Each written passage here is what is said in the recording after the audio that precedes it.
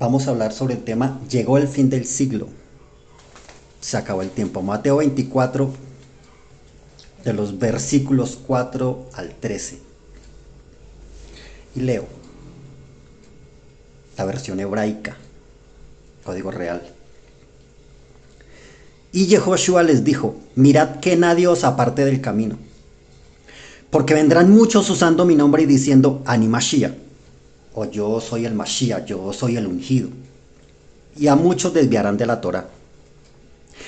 Esa generación está destinada a oír de guerras y de rumores de guerras. Mirad que no os alarméis, porque es necesario que así suceda, pero aún no será el fin de esta edad. Porque se levantará nación contra nación y reino contra reino, y habrá mucha hambre y muchos terremotos en diferentes lugares. Y todas estas cosas serán el principio de los dolores de parto. Haciendo una pausa acá, unos dolores de parto anuncian la llegada de un nuevo ser.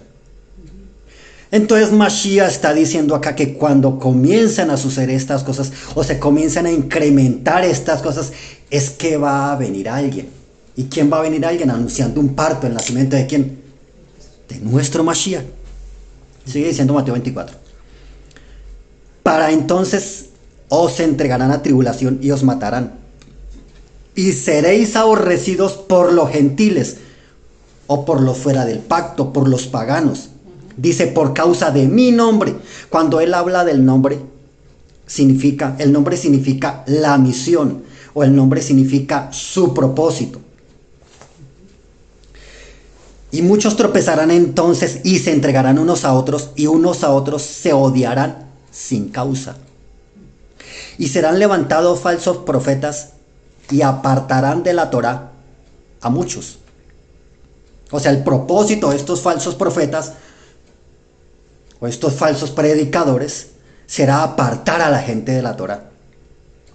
Y sigue diciendo Mateo 24. Y por haberse multiplicado la desobediencia a la Torá, el amor de la mayoría se enfriará. Mas el que se mantuvo fiel a la Torá, este tendrá su parte en el mundo por venir, en el Olam Abba. Ahora, ¿sabía usted que el mundo está experimentando convulsiones enormes en todos los ámbitos de la vida común? Como nunca antes en la historia. Nunca antes en la historia el hombre había tenido el poder de exterminarse a sí mismo como esta generación. Una profecía de Daniel dijo que la ciencia aumentará. Y dice que hablando a Daniel 12 dice que una de las señales del fin de los tiempos era que la ciencia se aumentaría. Y nunca antes en la historia habíamos tenido tanta tecnología como ahora, como en nuestra generación. Nunca antes el hombre había tenido el poder de exterminarse a sí mismo como esta generación. Su mayor logro de autoexterminio es que el hombre logró la bomba nuclear. Primero la bomba atómica, también conocida como bomba de fisión. Y su funcionamiento se basa en la fisión nuclear, un proceso en el cual los núcleos de ciertos átomos como el uranio 235 o el plutonio 234 se dividen en fragmentos más pequeños al ser bombardeados por neutrones. Esta división libera una cantidad inmensa de energía en forma de calor, radiación y una onda explosiva. Y donde caiga esa bomba, primero extermina todo y mata a todo, que puede durar 100 o 200 años para que vuelva a nacer otra vez vida en ese lugar.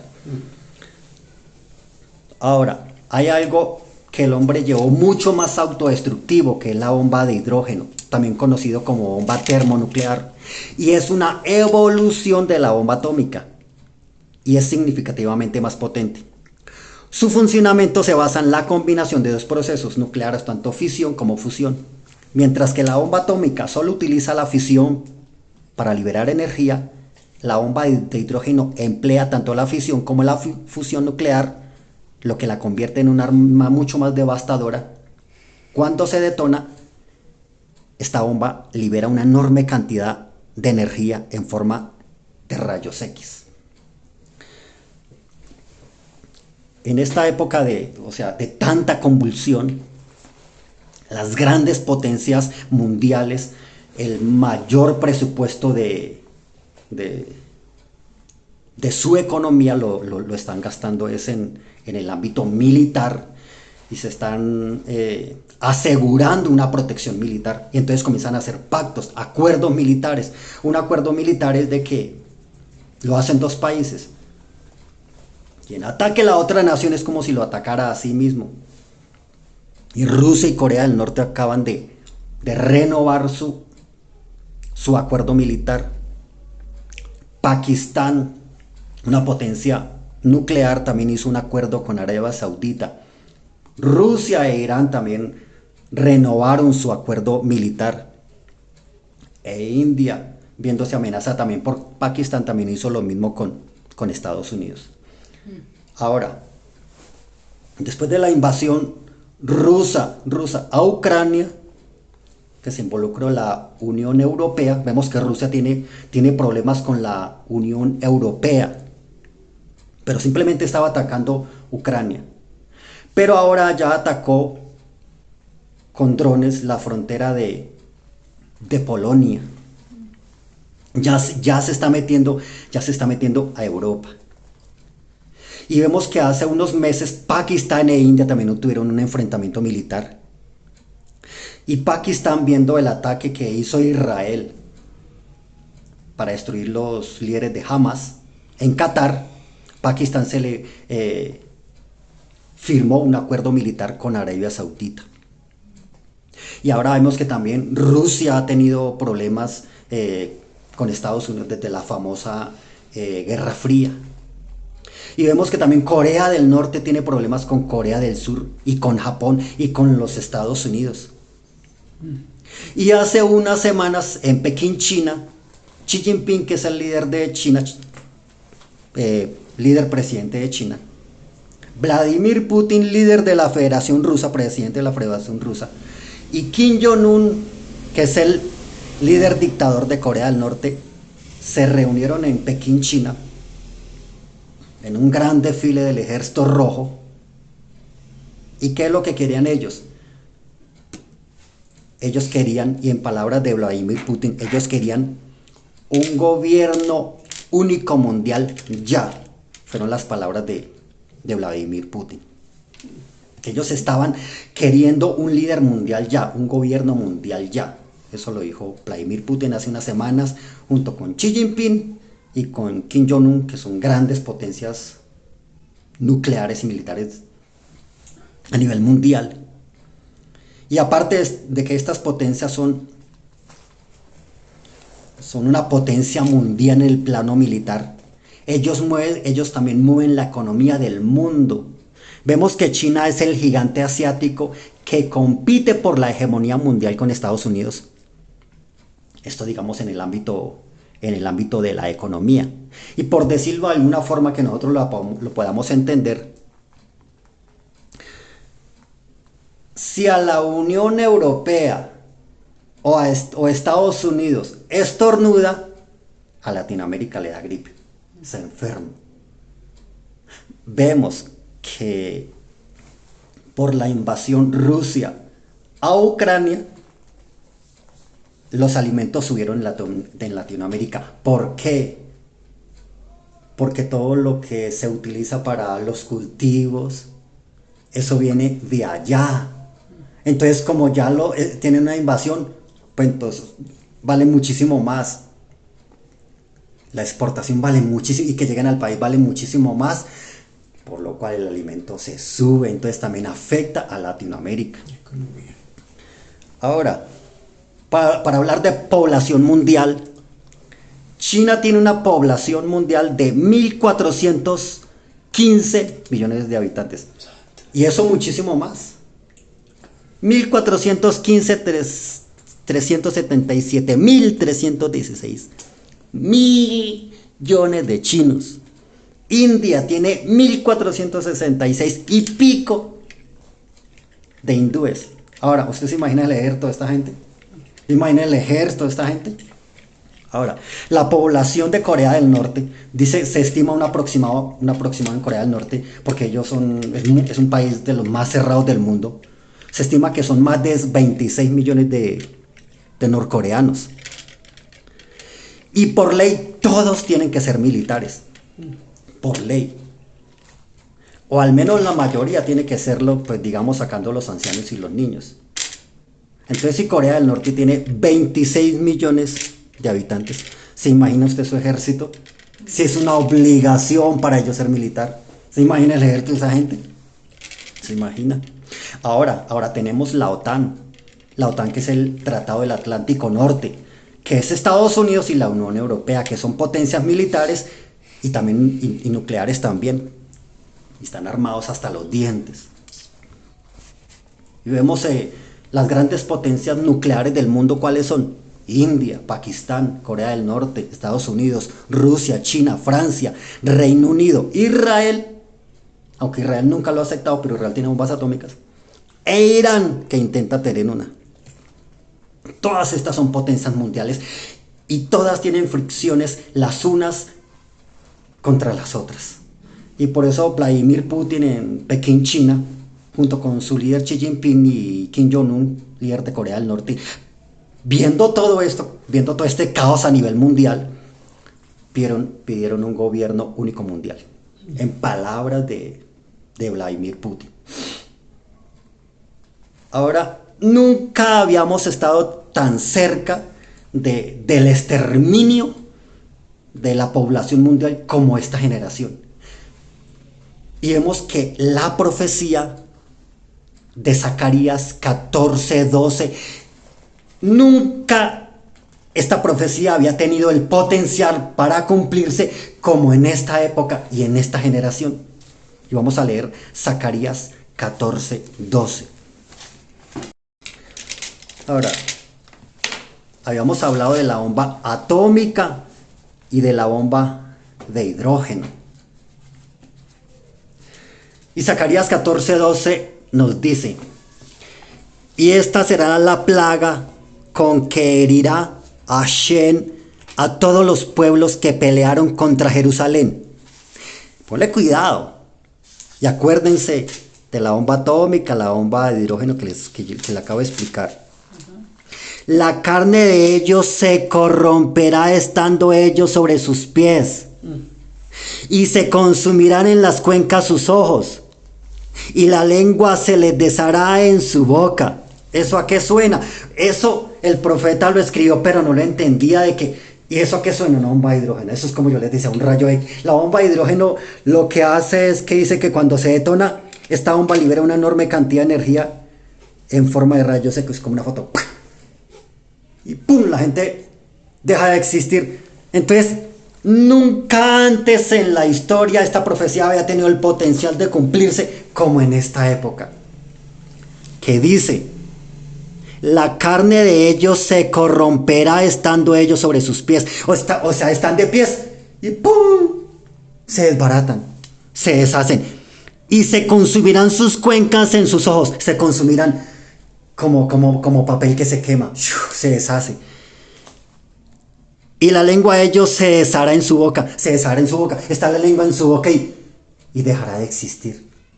Eso el profeta no lo entendía, pero nosotros en esta época, conociendo al tamaño de destrucción que el hombre ha llegado, ahora sí lo entendemos. Ahora sí lo entendemos. Que estamos al borde de una tercera guerra mundial. Y cada vez los líderes mundiales desafían a las otras potencias nucleares, como Pakistán desafiando a India, que son potencias nucleares. Como Rusia desafiando a la Unión Europea, que la Unión Europea con Francia y Reino Unido tienen armas nucleares.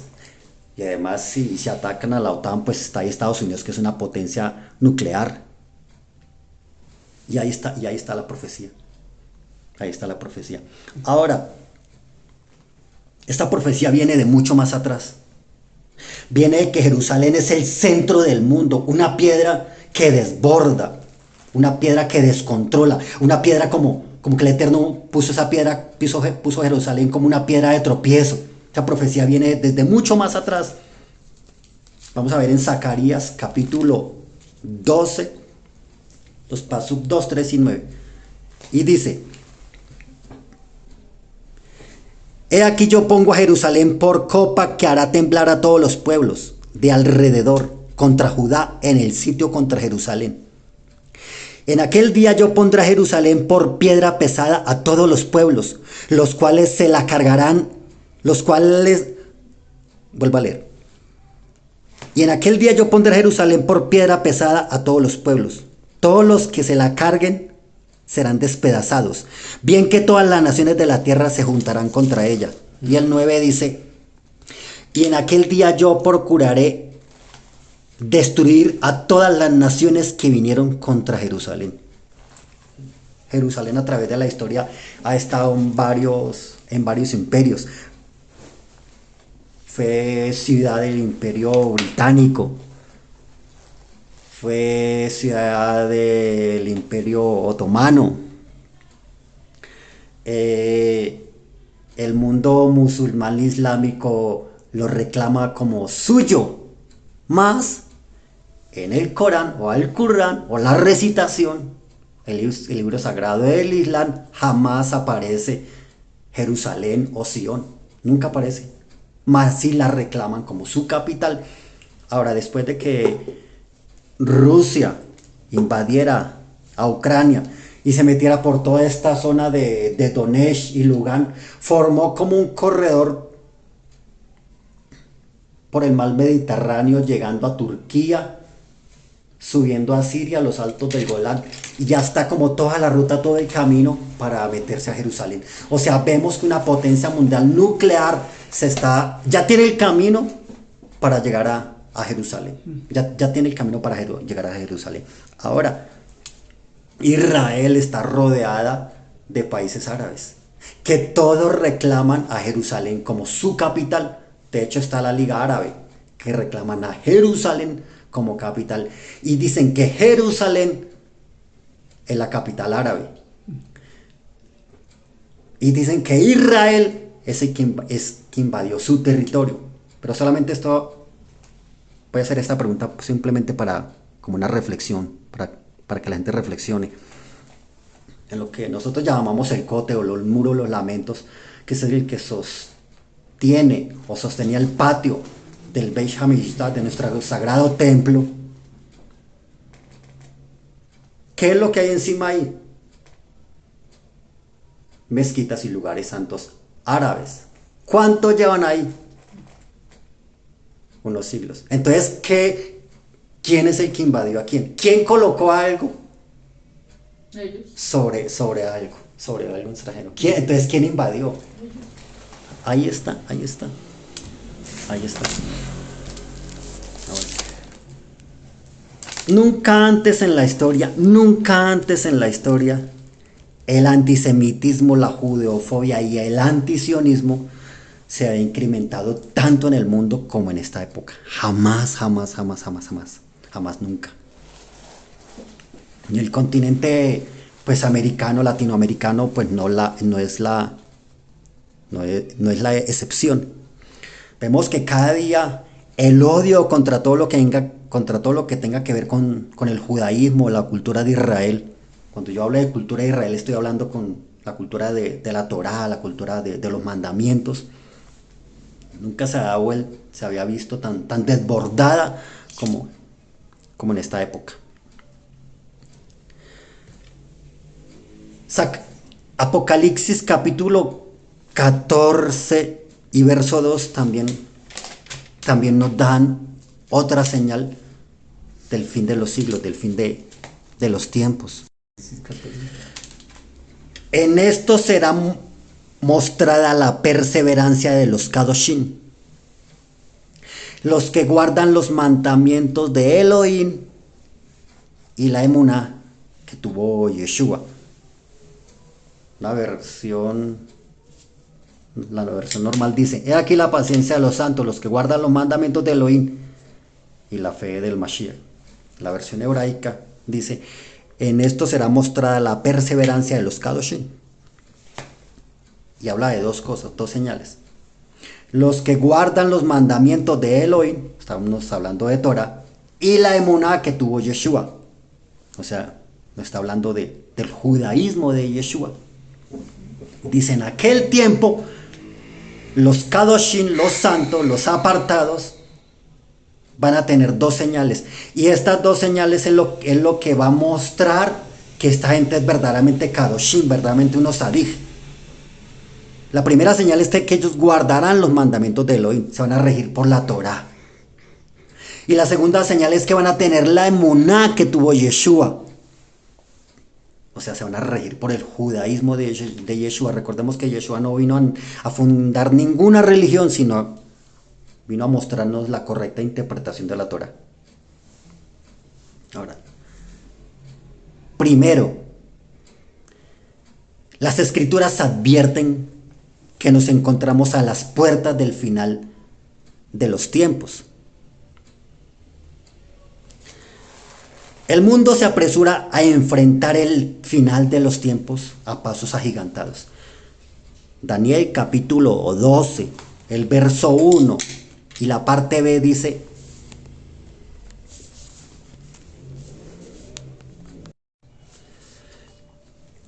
y será tiempo de angustia, cual nunca fue desde que hubo gente hasta entonces. Pero en aquel tiempo será liberado tu pueblo, todos los que se hallen escritos en el libro. Dice Daniel: será tiempo de angustia. Esto que nos está hablando de dolores de parto, lo mismo que nuestro santo maestro nos habló de dolores de parto. También sigue diciendo: como no lo ha experimentado la humanidad desde la creación. Y dice que solo serán liberados del juicio quienes hayan hecho pacto con el Creador. Nos está hablando de un Brit Milá, del pacto de la palabra. Nos está hablando de la circuncisión física y la circuncisión del corazón. Nos está hablando del Brit Milá en el prepucio del órgano masculino, pero también un Brit Milá de nuestro espíritu, del hombre interior. Y también nos dice: quienes guardan los mandamientos y la fe obediente de Yeshua. Los que se hallen escritos en el libro. Teilín 50 nos dice que quienes hayamos hecho pacto con el Creador. Y ese pacto nos habla de la circuncisión, pero también nos habla de quienes guardamos los mandamientos y la fe obediente de Yeshua. Segundo, vienen tiempos de juicio y el juicio ya está. Porque la misericordia bondadosa del Creador se acerca a su final. Y nuestro santo maestro Yeshua nos lo dejó claro en muchas parábolas, que nos habló del fin de los tiempos. Vamos a ver solamente 3 de ellas. Vamos a ver la parábola del trigo y la cizaña, la parábola de los peces en la red y la parábola de los 10 vírgenes. Vamos a ver la primera, que es la parábola del trigo y la cizaña, que es Mateo 13, 24 al 30.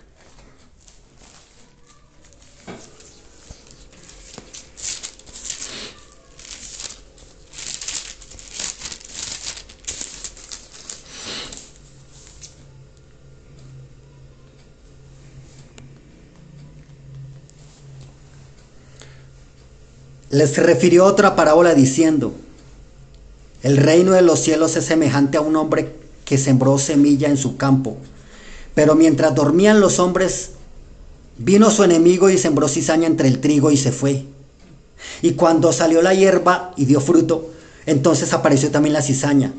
Vinieron entonces los siervos del padre de familia y le dijeron: amo, ¿no sembraste buena semilla en tu campo? ¿De dónde pues viene?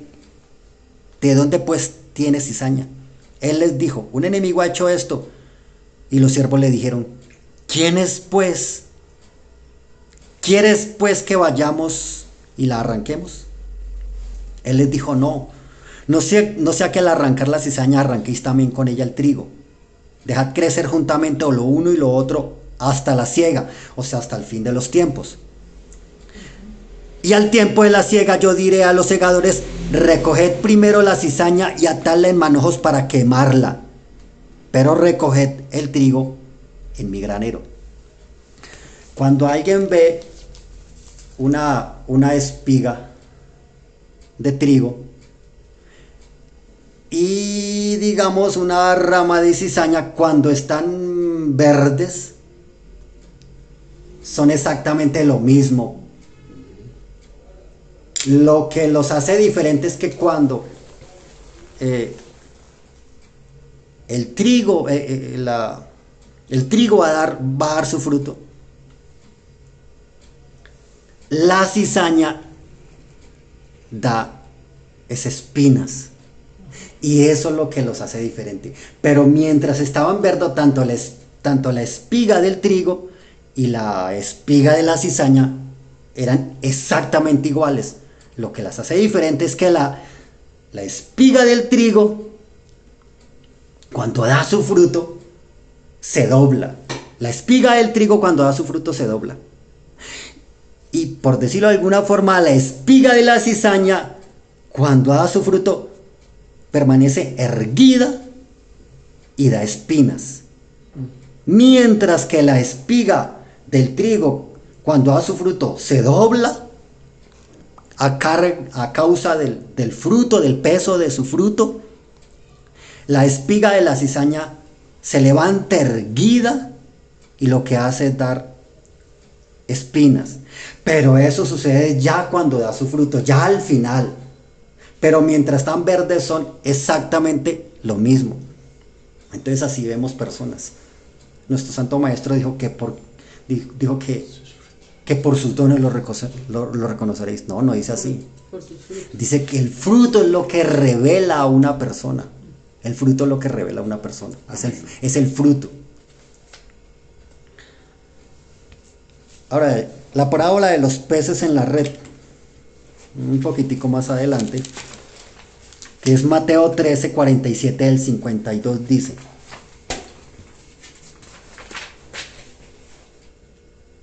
Mateo 13, 47 del 50.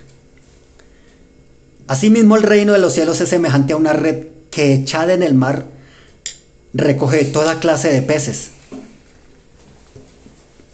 Y una vez llena la sacan a la orilla. Y sentados recogen lo bueno en cestas y lo malo echan fuera.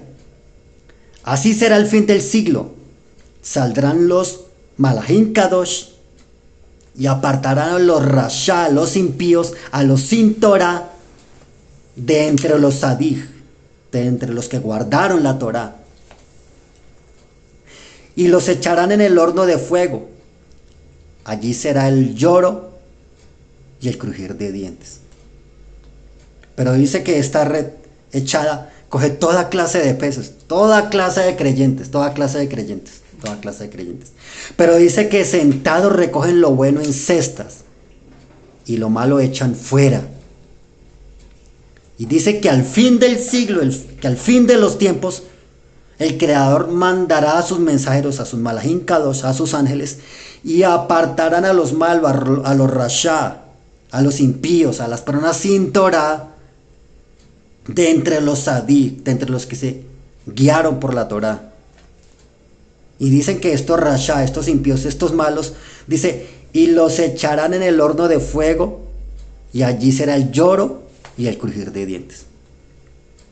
Mucho más adelante, Mateo capítulo 25 nos habla de la parábola de las 10 vírgenes. Y nos dice nuestro Santo Maestro, nos dice: entonces el reino de los cielos será semejante a 10 vírgenes que tomando sus lámparas salieron a recibir al esposo. 5 de ellas eran prudentes y 5 insensatas.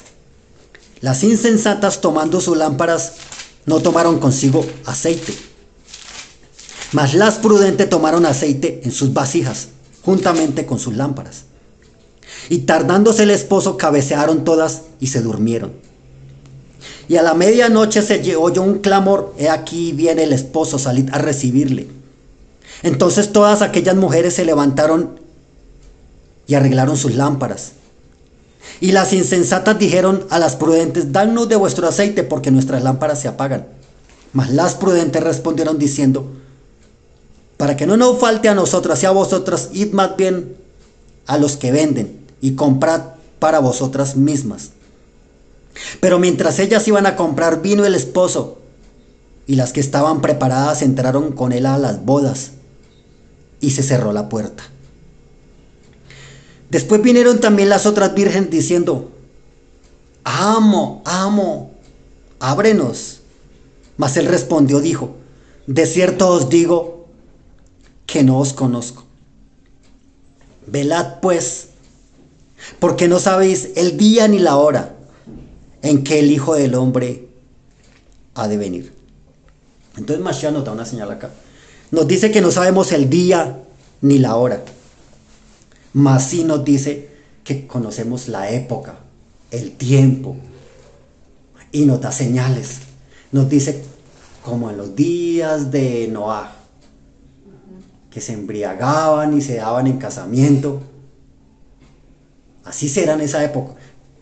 ¿Qué era lo que sucedía en los tiempos de Noé? Que se daban que se daban en casamiento. Está hablando de lo que conocemos como la comunidad de la bandera multicolor. Está hablando de ellos, de que ellos se casaban entre sí, que eso era lo que sucedía en el tiempo de Noé. Y dijo, cuando eso comienza a suceder en masa, ahí llegó el fin del tiempo. Y nunca antes la sociedad o la comunidad de la banderita multicolor salía a protestar para pedir sus derechos, como en esta época, y que la constitución de todos los países aparara a la comunidad de la banderita multicolor, como en esta época. Nunca antes había sucedido como ahorita, que son aceptados en todo mundo. Entonces eso es una señal de que estamos en los últimos tiempos. Es más, cuando esta comunidad de la banderita multicolor salía a marchar en Israel, se abstenían de tocar Jerusalén, más ahora sí lo están haciendo, porque es que llegó el tiempo del fin y el tiempo se acabó. Eso es una señal de que estamos en los últimos tiempos. Ahora, dice tercero, todas las señales apuntan a pensar que estamos entrando en el final de los últimos tiempos. El mundo experimenta un crecimiento de corrientes religiosas, quienes pretenden usurpar el nombre de nuestro santo maestro, nuestro Ribi Yehoshua. Mateo capítulo 24 y el verso 5 dice: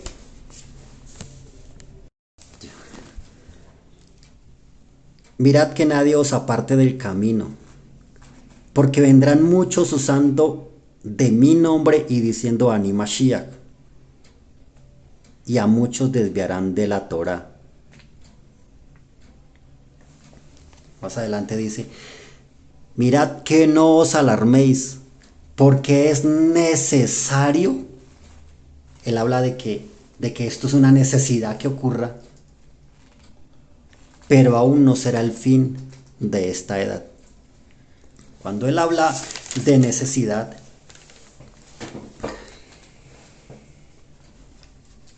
es que nos está hablando que es necesario que se manifieste la cizaña para conocer realmente el trigo.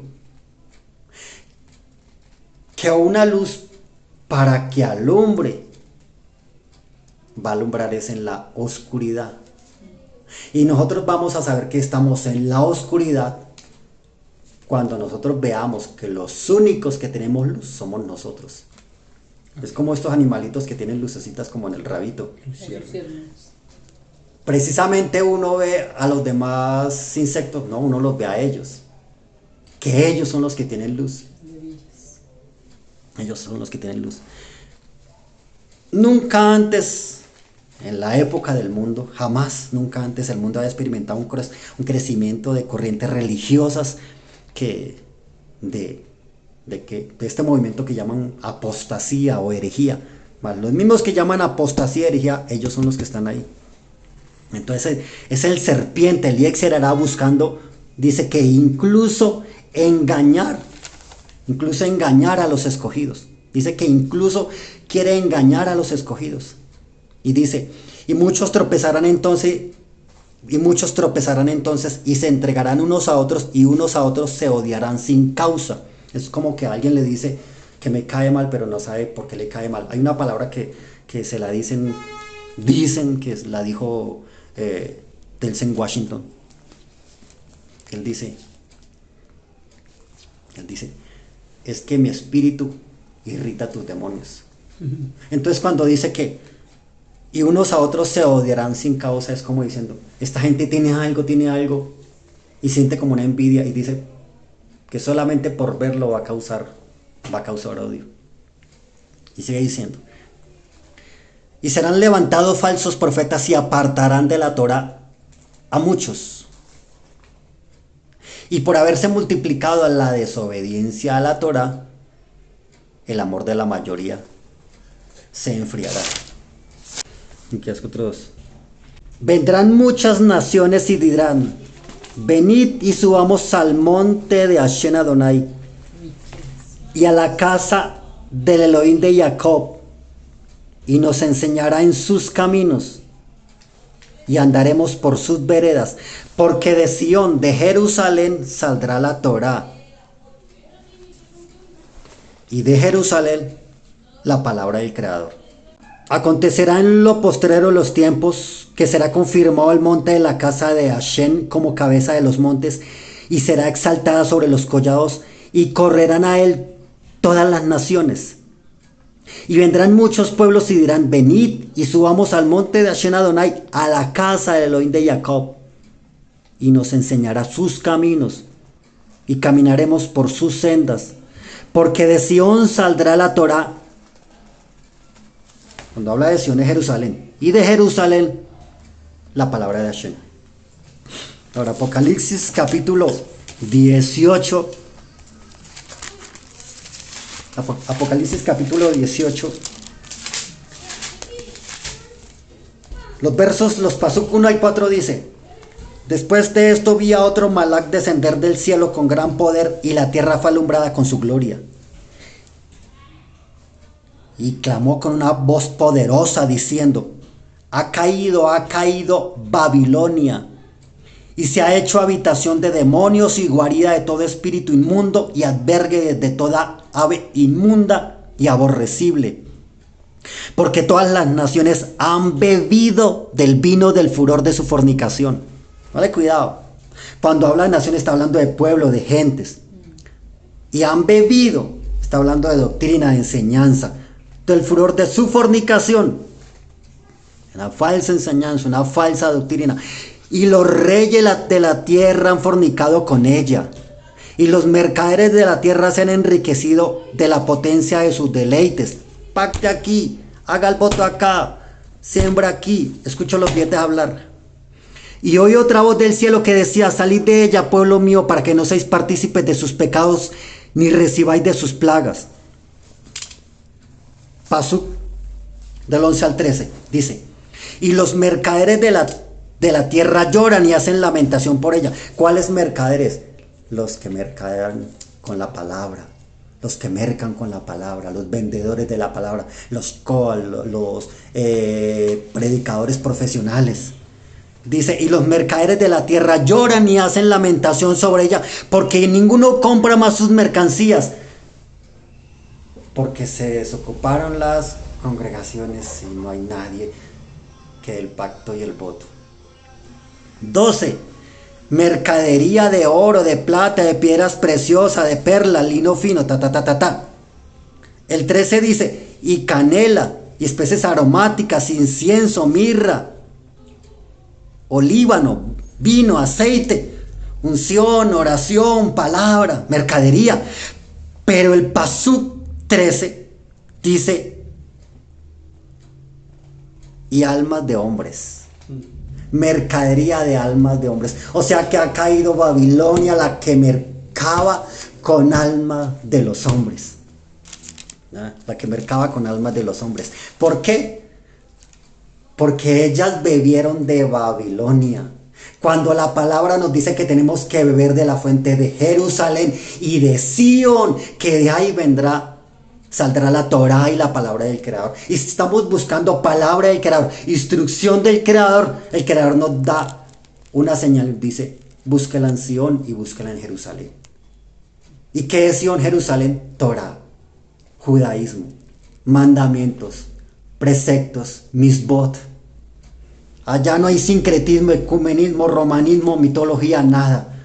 Jerusalén, Sión, ¿qué es? Torá, el Beit Hamikdash, la presencia del Creador. O sea que la Torá nos ordena beber de la fuente de Jerusalén, que es el judaísmo, y no de Roma, que son las doctrinas papales, es el Vaticano. Y podemos hablar algunas de ellas. Los protestantes luteranos, los evangélicos ecumenistas, los católicos carismáticos, las raíces hebreas cristianas, el judaísmo cristiano, el Yahshua, el Yahweh. Ya nos lo advirtió también los profetas Jeremías e Isaías. Jeremías en el capítulo 51, paso 45. Salid de en medio de ella, pueblo mío, y salvad cada uno su vida del ardor de la ira de Hashem Adonai. Isaías 52, 11. Apartaos, apartaos, salid de ahí, no toquéis cosa inmunda, salid de en medio de ella. Purificaos los que lleváis los utensilios de Hashem, nosotros los ministros del Creador. También lo vuelve a decir Isaías, Yeshayahu 48:20. 48:20 nos dice, salid de Babilonia, huid de entre los caldeos, dad nuevas de esto con voz de alegría, publicadlo, llevadlo hasta lo postrero de la tierra. Decid, redimió Hashem a Jacob su siervo. Pero comienza diciendo, salid de Babilonia, salid de entre los caldeos, salid de entre los paganos, salid de las doctrinas papales, salid del paganismo, salid de las mezclas, salid de la adoración a los demonios. Yo voy a terminar con esta frase. Ande con quien lo corrige,